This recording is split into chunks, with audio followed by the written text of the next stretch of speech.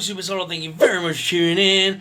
Now, I'm normally a positive person, so I don't normally do these kind of videos, but guess what? I'm doing one for a change because I want to talk about some of the niggles that I had last year with the Collector's World and all the things we purchased. So this is mine. It's not a top 10, it's a 1, 2, 3, 4, 5, 6, 7, 8. Well, I got 9, it's more or less a top 10.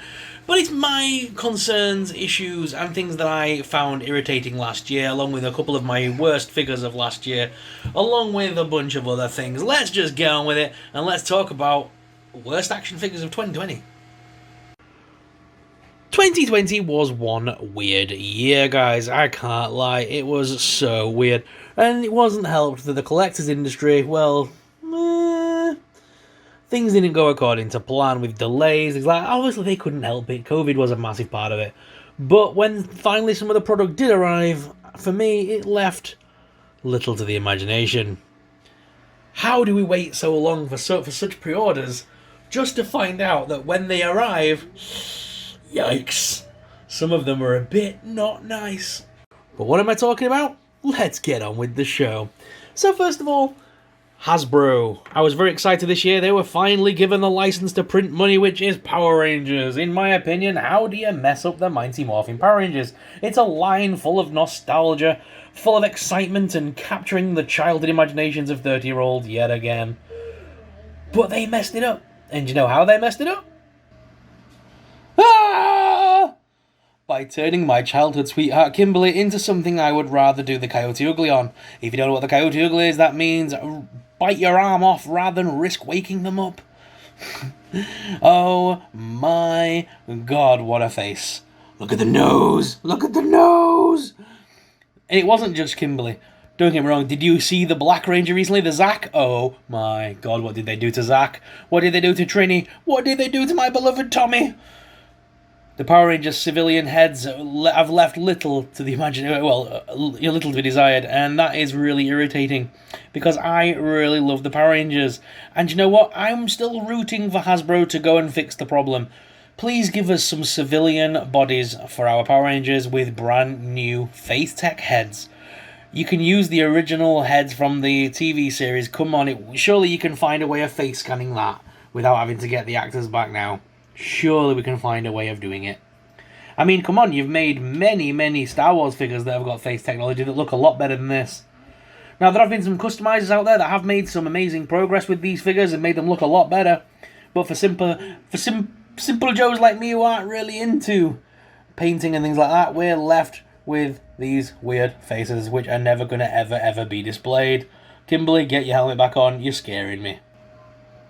Whew, that's better. And, yeah, average Joes like me. Well, speaking of Joes, Hasbro again this year were given another license to print money in the terms of G.I. Joe 6-inch figures for the first time. The line has always been about the 3.75-inch figures and have finally moved into a 6-inch area. And I was so excited. I didn't really collect Joes as a kid, but I've seen the cartoons as I've grown up, I've seen the movies, and I was very excited to maybe get my hands on some new Joe figures. And you know what? These figures were atrocious. I'm not being funny. I love the fact that all the stuff were compatible with other figures, but for me, the company did very little to promote. They should have had biographies on every character when they came out, give us more information on them. For those of us that aren't familiar with the line, it felt like a boys' club for those that were into the line back in the 80s and are now recapturing, in their adult life, and trying to recapture childhood memories. That's how I felt about it, and I felt like Hasbro had done very little to try and entice new collectors like me to the line. And I was excited because I thought, you know what, some of these could be pretty cool. I wanted to collect a bunch of the military-style Joes, customize them up a little bit, and use them in photography and scenes. Obviously, these guys look like they belong in 80s action films. I was going to create my own kind of Expendables and send them after Predator, Alien. I could use them with Terminator, RoboCop. They fit in that line. Judge Dredd. You could use them against, as villains or heroes. But for me, the line was absolutely destroyed when they started releasing the same figure time and time again as an exclusive. Exclusives have been a problem for a long time, especially in the United States. Over here in England, not too bad. We kind of do get reasonable stock as long as you pre-order. and as long as you pre-order on time. We'll come back to that with Rogue later on. But for me, releasing Roadblock twice, and I believe he's getting a third release, nah, come on. There's so many figures in the Joe line you could make us. I understand you have to reuse sculpts and things like that, but at least give us different figures. Releasing the same figures time and time again is getting old, and I'm not into that, especially with a line that is so new like Joe that could do so much more with it. I think they're really holding out on us with that line, but that's just my 2 cents. I may get some hate, I may trap some hate for this, but I'm not a fan of this line anymore, and I'm probably going to stop collecting it this year. When there's something strange in your neighborhood, who are you going to call? Apparently not Hasbro's face tech department. They finally got it. With Hasbro, we've got Ghostbusters. The world rejoices. We're finally going to get some decent figures. No, that didn't happen either, did it? They messed up the line, in my opinion. They did. Oh, the Mattel figures look slightly better, and they were released years earlier. I think some proper face tech would have been better on these figures. They could have done so much more with them. It wasn't helped, I suppose, that obviously with the Afterlife movie was pushed back, but this line kept coming out. It was sporadically released. It felt rushed out at one point. It was just a mess of a release, personally. Again, not much in the way of, sort of excitement building around this one. Obviously, all year long, we got the Marvel Legends team telling us more and more and more about what's coming out, but then the G.I. Joe team kind of released a bunch of info, but then we got nothing on Ghostbusters for quite some time. Obviously, I understand because Afterlife is still under secrecy and everything's like that, and they can't really release a lot of info, but in a year like 2020, I think it would have done this line a lot better to keep us informed about what product is coming, as a lot of collectors felt once they saw these figures that they didn't really need them in their collection, as they've got better figures from Diamond Select and Mattel right now. But there was none of this, reasons to build this new collection, what's coming in the future. So, hopefully I did the right thing by buying this wave. Hopefully I won't regret it when the year rolls on and we get some new figures from Afterlife that go with these. Or some more Wave 2 figures that go with them. Obviously they released the Tully one at San Diego Comic Con, which I still need to pick up. But yeah, no one's in a rush to go out and buy these figures, I'm afraid. And it's annoying because Ghostbusters was my favourite franchise as a child.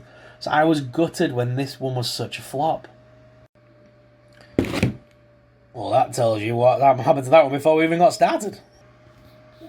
Fortnite by Jazzwares. They have mastered the 3-inch line, in my opinion, and with the new Halo figures as well, Jazzwares are definitely having a 3¾ inch year. But they did release the 6-inch versions of their Fortnite range up against the McFarlane figures. And you know what? I think they're really struggling. The Jazzwares Fortnite line, it offers more articulation than the McFarlane series, but that comes at a price.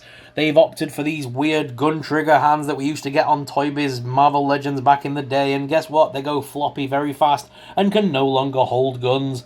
At least on the traditional style hands that you get on most action figures.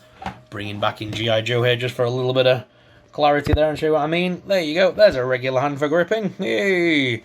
Not this thing. This thing goes so floppy that he just drops his gun every 10 seconds, and because the hands can spring open without warning when you try and pose them, he loses his rifle every 2 minutes. It's so annoying. You try and put the rifle cocked over his shoulder and the rifle just falls out.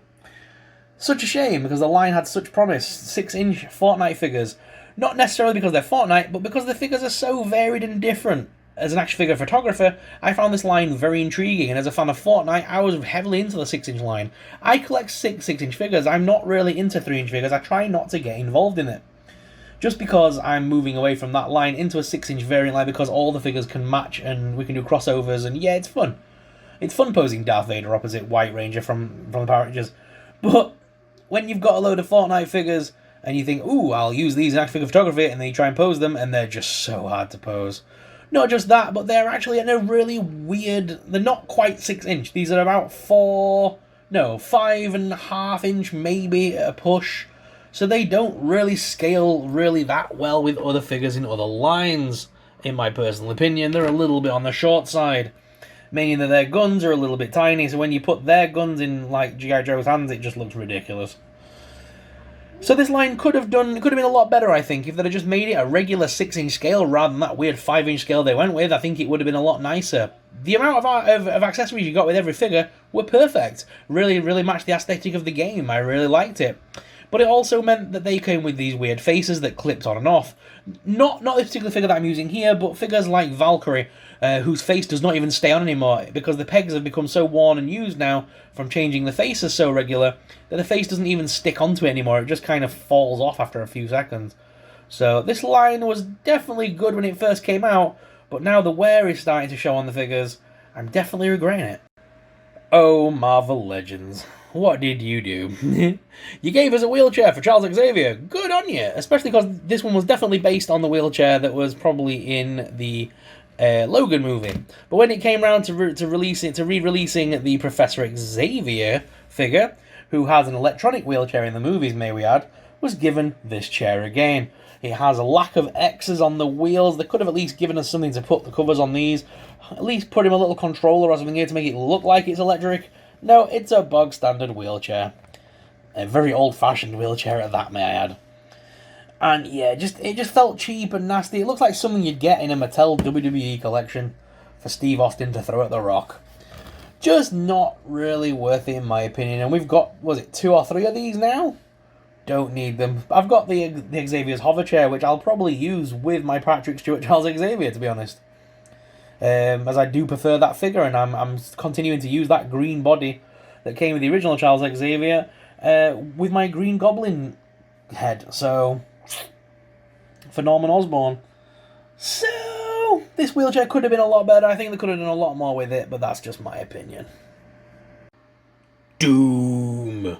Got very excited when they announced that we were going to get some Doom action figures. As a child of the 90s, growing up playing the likes of Doom, Quake, Duke Nukem, Wolfenstein, I was very excited to see the resurgence of these kind of games in the past couple of years. And when McFarlane said they were going to make us some Doom figures, I got very excited. I started jumping up and down with joy until I found this figure. And I bought it. I went to Game Store, I picked it up, I thought, ooh, finally got my hands on one. I haven't even got around to reviewing this yet.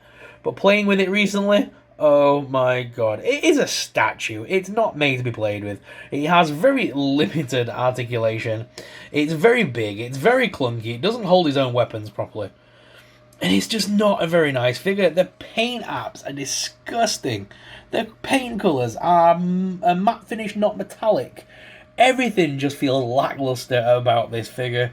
And it's very rare that you hear me talk this way. I'm quite an upbeat guy, and I'm quite a cheery chap that'll find the positives in any way I can. But with this figure, I was just so disappointed. As a child of the 90s that grew up playing Doom, I was hoping to add this to my collection. I've got a Duke Nukem figure, I've got a Wolfenstein figure, and now I have him, and I was hoping to pick up the Rock's figure from when he played Doom. I know they released a figure for him. I was going to try and make a bit of a shoot-em-up shelf, if you will, or hopefully, you know, are we going to see a re-release of, what was that, Sam, Serious Sam? That'd be cool, but please don't give McFarlane the toy line, right? Because I'm not digging this one.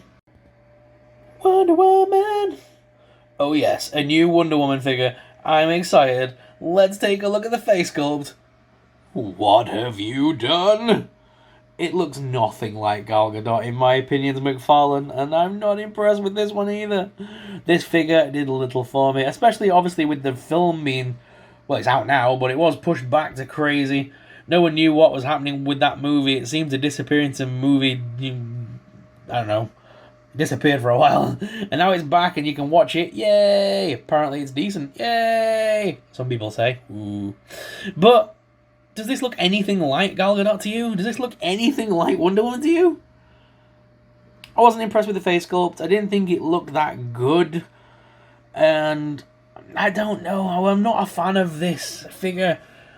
The feet. The shoe separates. This goes all the way down to the top part here, and it all connects together.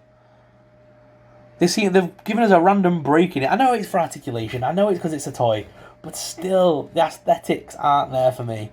This doesn't look like a decent Wonder Woman toy. The skin tones are different all over her body. This is like a corpse colour. Same up here. But then her face has randomly got blusher and colours in it. But then you look here and it's like a weird, like, you know, skin tony colour. And then you come down to her hands, which are a completely different tone again. It's just not matching. It just feels so off-putting.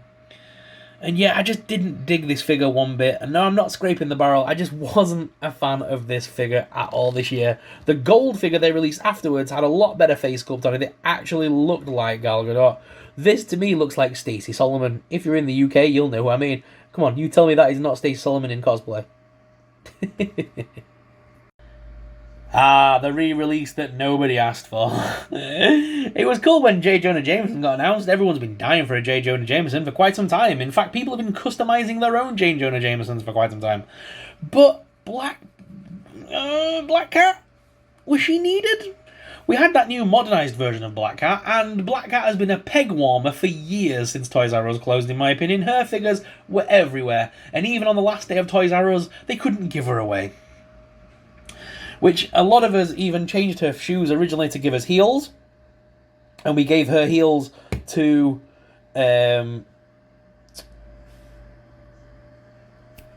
Mystique. We gave her heels to Mystique to give her a more accurate look, meaning that all our Black Widows had flat shoes, and it feels like now they've given us flat shoes instead of heels.